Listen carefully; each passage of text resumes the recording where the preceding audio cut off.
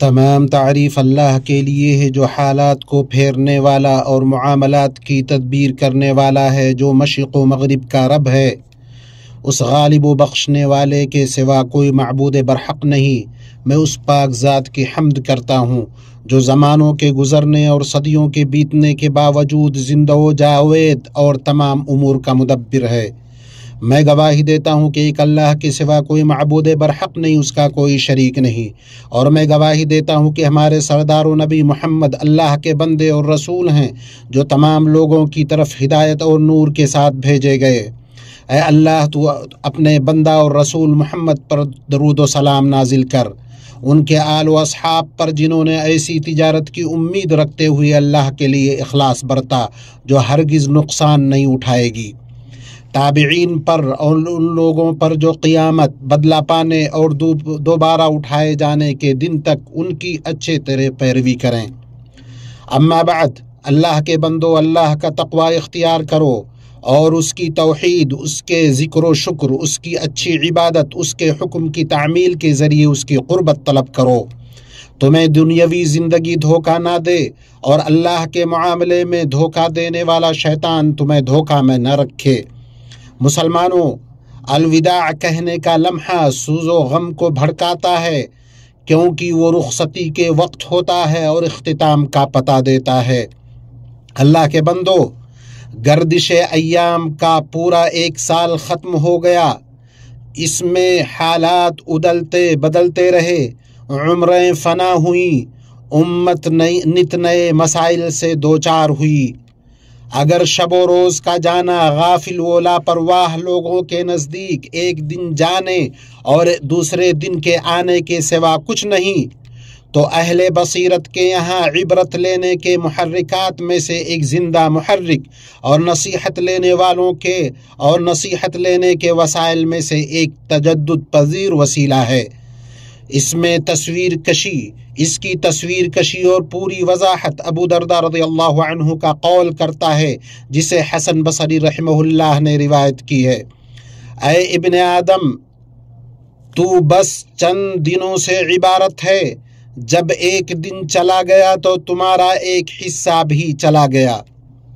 اسی طرح اس کی تصویر کشی بعض سلف کا یہ قول کرتا ہے، وہ شخص سال گزرنے پر کیسے خوشی منا سکتا ہے جس کا ہر دن اس کے مہینے کو اور ہر مہینہ اس کے سال کو اور ہر سال اس کی زندگی کو ختم کرتا جا رہا ہو؟ وہ کیسے خوش ہو سکتا ہے جس کی عمر اسے اس کے اختتام تک اور اس کی زندگی اسے موت کی طرف کھینچ کر لے جا رہی ہو؟ نیز بعض سلف کا یہ قول بھی اس کی تصویر کشی کرتا ہے، جس کے لیے راتیں اور دن سواری بن جائیں، وہ اسے لے کر چلتے رہتے ہیں چاہے وہ خود نہ چلے۔ اللہ کے بندو، عقل مند سال کو رخصت کرتے وقت خود کا جائزہ لینے اور نفس کا محاسبہ کرنے کے لیے رکتا ہے، جیسے سمجھدار تاجر اپنی تجارت کا جائزہ لیتا ہے۔ وہ دیکھتا ہے کہ اسے کتنا منافع ہوا ہے اور کتنا نقصان، جبکہ وہ اس کے اسباب کی تلاش کرتا ہے اور غلط اور صحیح پر غور و فکر کرتا ہے۔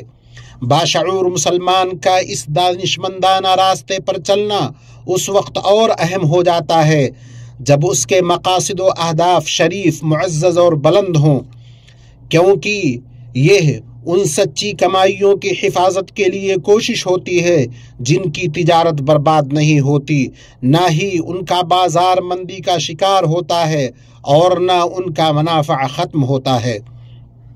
جو اعمال کے خزانوں اور ان باقی رہنے والی نیکیوں میں سے ہیں جن کے لیے اللہ نے بلند مرتبہ اور باعزت مقام رکھا ہے اور جنہیں دوسری چیزوں پر فضیلت دی ہے، چنانچہ اللہ تعالی نے فرمایا، مال و اولاد تو دنیا کی زینت ہے، البتہ باقی رہنے والی نیکیاں تیرے رب کے نزدیک عذر ثواب اور اچھی توقع کے بہت بہتر ہیں۔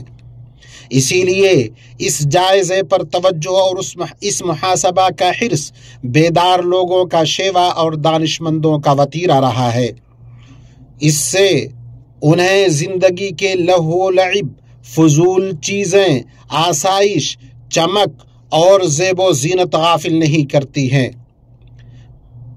پھر وہ زندگی کی مسافتیں بھرپور توفیق کے ساتھ طے کرتے ہیں، جس سے وہ آرزوؤں کو حاصل کرتے ہیں، امیدوں تک پہنچتے ہیں، مقاصد سے سرفراز ہوتے ہیں، لغزشوں سے محفوظ رہتے ہیں۔ ان کے برخلاف وہ غافل لوگ ہیں جو اپنی بے راہ روی اور غفلت میں گم ہیں۔ وہ اپنے نشے اور غفلت سے بیدار نہیں ہوتے ہیں کہ اپنے منافع اور نقصان پر غور کریں، اپنی کوتاہیوں کو سدھاریں، مصیبتوں سے عبرت لیں، آفتوں سے نصیحت حاصل کریں۔ وہ ایسے لوگوں کے زمرے میں ہیں جنہوں نے اللہ کو بھلا دیا تو اللہ نے انہیں وہ کام بھلا دیا جس میں ان کی دنیاوی و اخروی درستی اور کامیابی ہے، جیسا کہ اللہ نے فرمایا، اور تم ان لوگوں کی طرح مت ہو جانا جنہوں نے اللہ کو بھلا دیا تو اللہ نے بھی انہیں اپنی جانوں سے غافل کر دیا، اور ایسے لوگ ہی نافرمان ہوتے ہیں۔ اللہ کے بندو، بے شک جائزہ لینے، خود احتسابی کرنے کا تعلق بہترین اور کامل ترین تبدیلی سے مضبوطی کے ساتھ جڑا ہوا ہے، کیونکہ جائزہ اور خود احتسابی انسان پر اس کی کمی اور خرابی کے مقامات، عیبوں کے پوشیدہ پہلوؤں کو ظاہر کر دیتے ہیں۔ جب اس کا عزم سچا ہوگا، نیت درست ہوگی، راستہ واضح ہوگا، عمل اس کی تصدیق کرے گا تو اللہ کی طرف سے پائیدار مدد آئے گی، جس سے وہ اچھے انجام اور بہتر بدلے سے سرفراز ہوگا۔ اور جو لوگ ہماری راہ میں مشقتیں برداشت کرتے ہیں، ہم انہیں اپنی راہیں ضرور دکھائیں گے۔ اللہ کے بندو، جائزہ اور محاسبہ کی روش پر چلنا لوگوں میں کچھ افراد یا کسی گروہ کے ساتھ خاص نہیں، بلکہ امت مسلمہ کو مجموعی اعتبار سے اس کی ضرورت ہے، اور اس سے اس کو بے نیازی نہیں، جبکہ وہ ایک رخصت ہونے والے سال کو الوداع کہہ رہی ہے اور ایک نئے سال کا استقبال کر رہی ہے۔ امت کے حق میں یہ ایک ایسا جائزہ ہے جس کے مقاصد وسیع ہیں، جس کا دائرہ عام ہے، جس کا فائدہ عظیم ہے۔ اللہ نے سچ فرمایا، ایمان والو، اللہ سے ڈرتے رہو، ہر شخص دیکھ لے کہ کل قیامت کے واسطے اس نے کیا ذخیرہ بھیجا ہے۔ ہر وقت اللہ سے ڈرتے رہو۔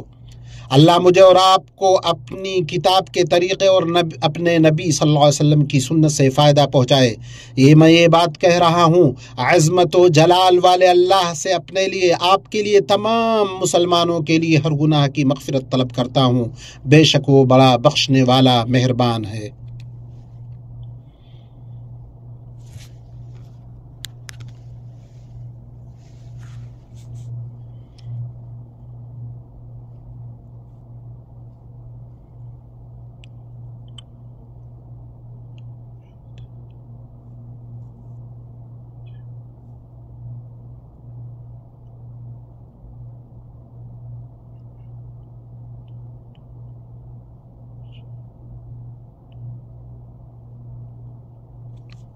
تمام تعریف اللہ کے لیے ہے جو راتوں اور دنوں کو پھیرنے والا ہے۔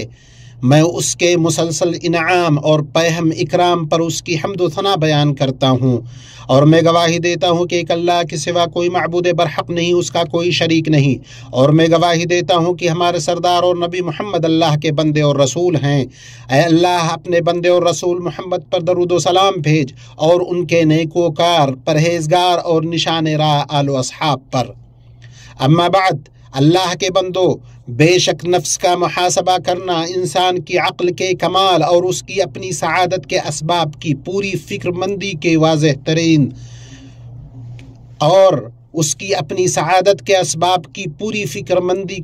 ترین دلائل اور ہر اس کام میں فلاح یابی کے محرکات میں سے ہے جسے وہ انجام دے یا چھوڑ دے۔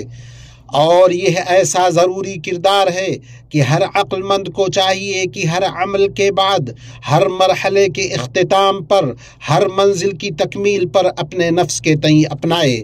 اگر وہ چاہتا ہے کہ اس کا معاملہ استوار ہو جائے، اس کا حال سنور جائے، اس کا خاتمہ و انجام کار سلامت رہے، تاکہ وہ دنیا کی زندگی میں عظیم کامیابی حاصل کرے اور اس دن بھی کامیاب ہو جب گواہ اٹھ کھڑے ہوں گے۔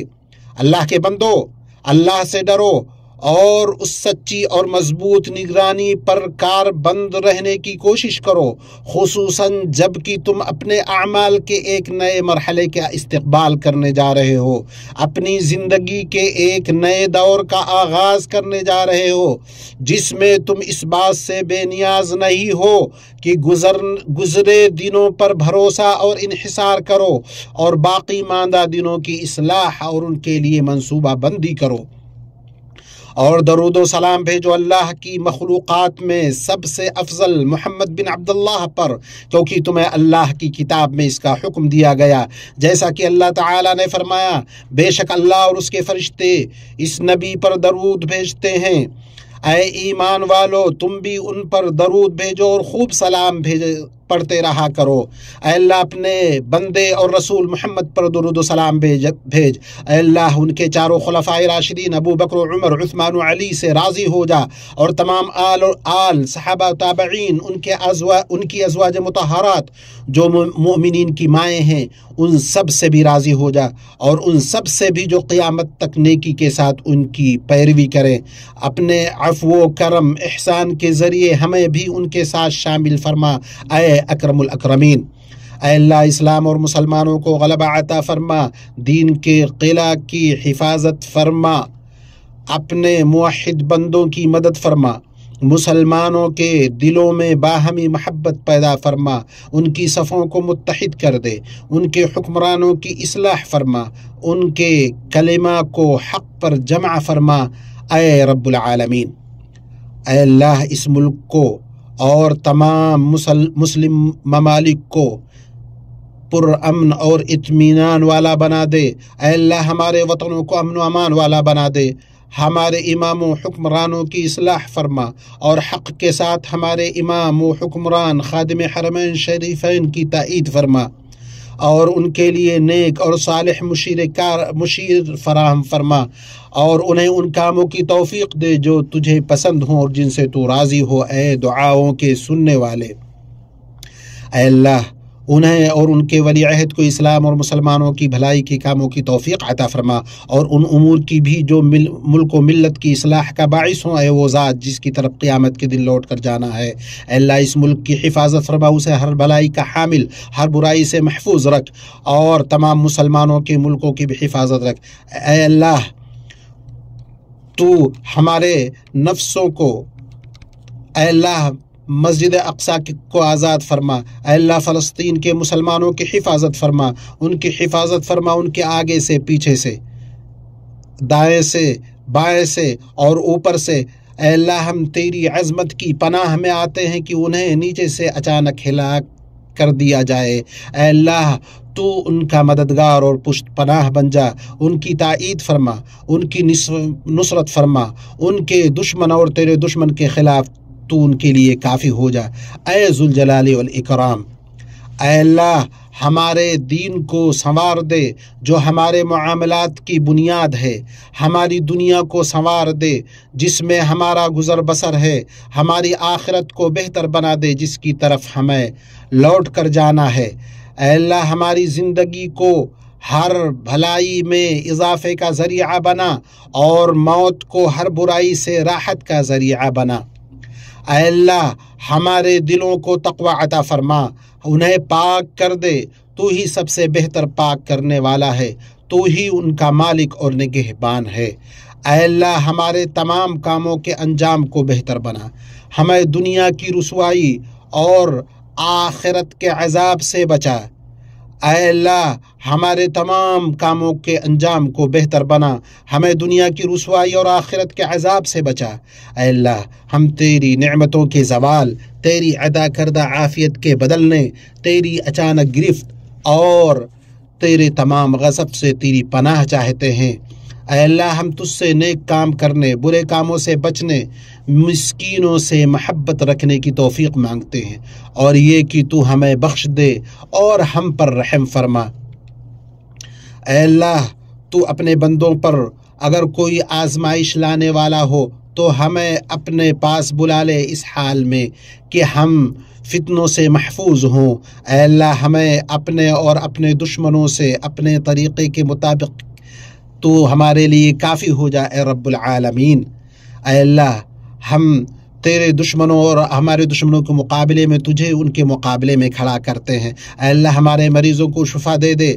اے ہمارے رب ہم نے اپنے جانوں پر ظلم کیا، اگر تو ہمیں نہیں بخشے گا اور ہم پر رحم نہیں کرے گا تو ہم نقصان اٹھانے والوں میں سے ہو جائیں گے۔ وصلی اللہ علی نبینا محمد وعلی آلہ وصحبہ اجمعین والحمد للہ رب العالمین۔